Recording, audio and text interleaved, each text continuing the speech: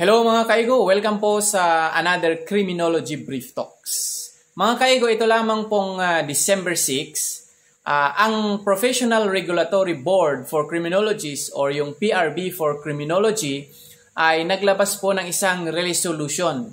Ito po yung Resolution number 9 Series of 2023. Mga kaigo, tungkol po ito sa isang requirements pag tayo po ay magre-renew ng ating PRC license. Tumutukoy po itong polisiya sa ating mga registered criminologists or licensed criminologists. Kaya yung mga criminologists natin dyan na magre-renew next year, meron na po tayong bagong requirements. Okay?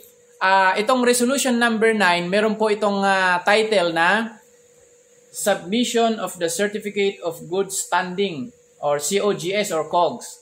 Issued by the Accredited Integrated Professional Organization for the Criminology Profession as a requirement for the renewal of professional identification cards of all registered and licensed criminologists.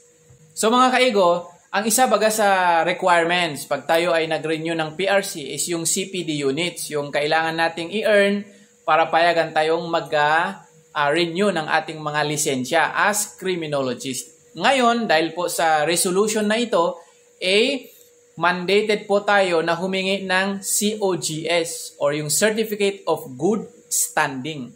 Kasi dito sa resolution mga kaigo, kung titignan po natin yung last part nito, ito po ang mababasa natin. Now, therefore, premises considered, the board resolved as it is hereby resolved to require, tignan nyo mga kaigo, to require the submission of Certificate of Good Standing issued by the Accredited Integrated Professional Organization for the Criminology Profession in the renewal of the Professional Identification Card of all registered and licensed criminologists.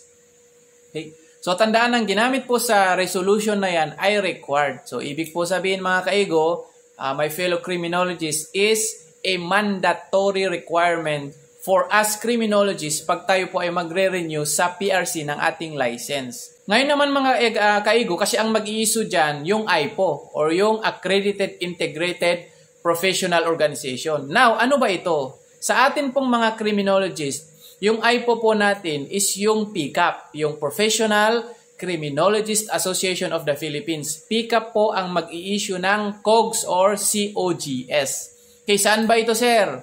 Yung PCAP po mga kaigo, lahat po ng region may tinatawag na PCAP governor.